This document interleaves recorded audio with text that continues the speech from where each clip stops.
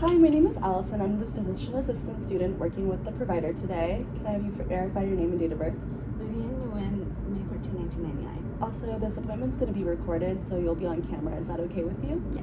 Okay, and here at this clinic, we practice inclusive medicine. My pronouns are she, her, and hers. What are your pronouns? She, her, and hers as well. Awesome. So today we're going to be doing a mental status examination. Is that okay? Mm-hmm. Okay, sounds good. From the start of the appointment, I've been assessing my patient's appearance and behavior. I am looking to see their level of consciousness, noting if they are alert, lethargic, obtunded, stupor, or comatose. I'm also looking at their posture and motor behavior. I'm seeing if they are normal, tense, slumped, or closed off. I'm also noting if they're sitting quietly or calmly, if they're fidgeting, or if they're restless. I'm also looking to see if they have any voluntary movements or tics, any decreased or slow movements. I am also noting their dressing, grooming, and personal hygiene, if their dress is appropriate for their age and for the weather. I'm also noting if their grooming, their hair, skin, and nails is well kept and well groomed. I'm also assessing if their hygiene is appropriate, poor, or fastidious. I'm looking for if they had any lack of concern for their dress, grooming, or personal hygiene overall. I'm looking at their facial expressions, noting if they have appropriate facial expressions to the conversation, if they look angry, depressed, anxious, or show signs of any apathy or any immobile faces like Parkinson's. I'm also noting their manner, effect, and relationship to the people and things around them. If they express any anger, if they express hostility, any suspicion, any euphoria.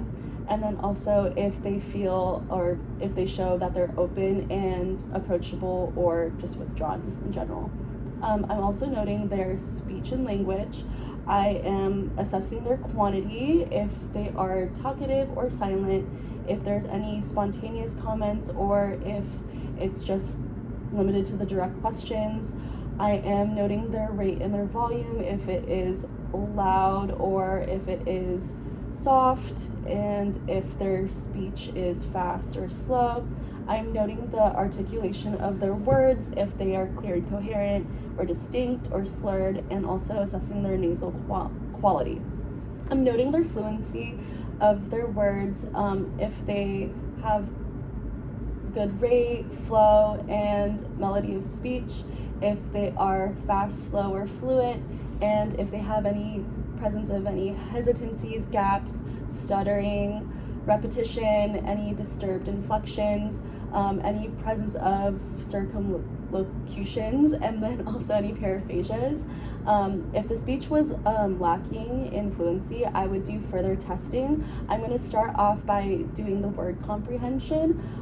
So go ahead and point to your nose for me.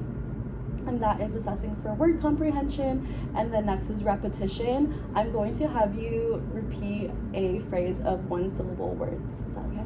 Okay, can you repeat no, ifs, ands, or buts? No ifs, ands, or buts. Okay, and then next I'd be assessing naming. Can you name the hands of the clock? Long hand, short hand. Okay, good. And then I'm going to assess my patient's reading comprehension with a piece of paper. I'm going to write out the command and then you're going to perform it.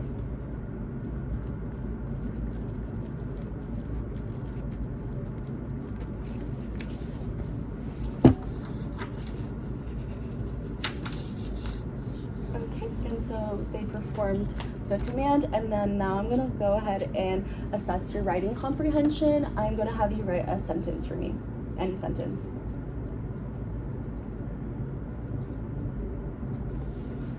Okay, awesome. Next, I'm going to be assessing my patient's mood. I'm going to be assessing for any sadness, joy, anger, anxiety, and if they have any detachment or any indifference. I'm assessing if their mood is intense, unchanging, or labile, and if the patient expressed depression, I would further assess the severity and risk and use the PHQ-9. Next, I'm going to be assessing my patient's thought and perceptions, and I'm going to start off with thought process. So I would be assessing for any coherent, logical, any coherent and relevant thought processes, or any abnormalities like blocking, clinging, confabulation, any echolalia, flight of ideas, any preservations. Next, I'm going to be assessing thought content. I'm assessing my patient's thought content and noting any abnormalities like anxieties, any compulsions, delusions, any depersonalizations, any obsessions or phobias. Next, I'm going to be assessing my patient's perception to the things around them, such as objects, environment, and people and their interpersonal relationships. I'm going to ask, do you ever hear or see things that may or may not be there? No. Okay. And then I would be assessing for any hallucinations or illusions that patient had. Next, I'm going to be assessing my patient's insight and judgment. I would go ahead and ask their insight and what they thought was wrong with their symptoms. What do you think is wrong? Nothing. Okay, so I'd be assessing their judgment and, their insight, not judgment, and awareness of the symptoms if they were good or reasonable. Next, I'm assessing my patient's judgment.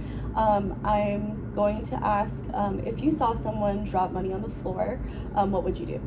I'd pick it up and bring it back to them. Okay, so I'd be assessing my patient's judgment and response to the people and things around them. Next, I'm going to be assessing my patient's cognitive function. I am noting the orientation. So I'm going to have you name where you are and say your name, and then also the date today. So I'm at Touro University. My name is Vivian Nguyen, and the date today is May 21st, I believe. Okay.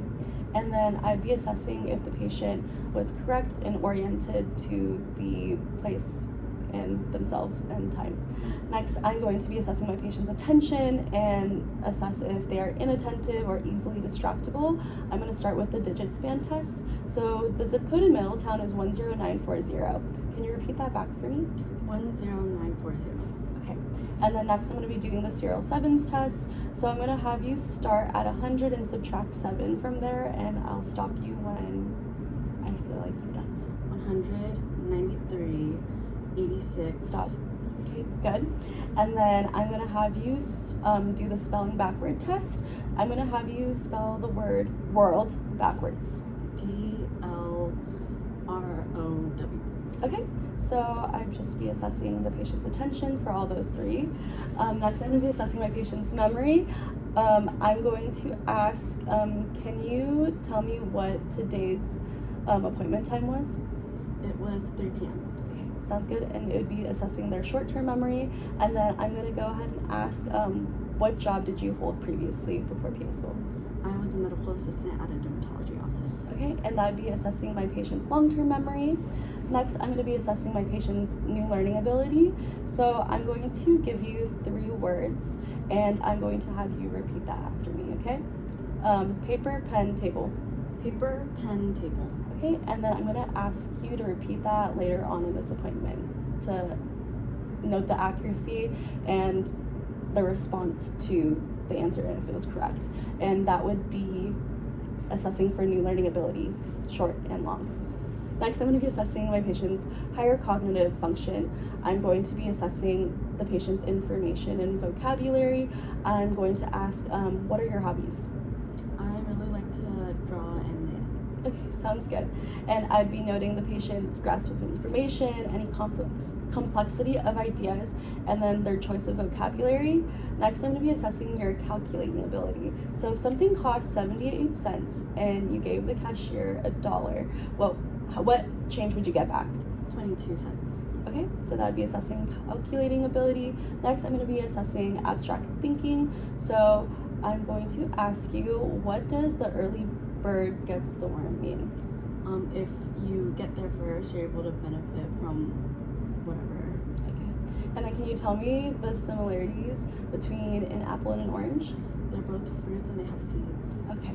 And then I'd be assessing the relevance of their answers, assessing for any similarities, and the accuracy of their response. Next, I'm going to be assessing constructional ability.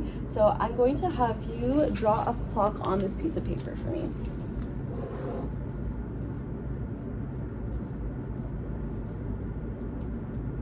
And then I'd be assessing whether their clock was good, poor, or fair. And it looks good.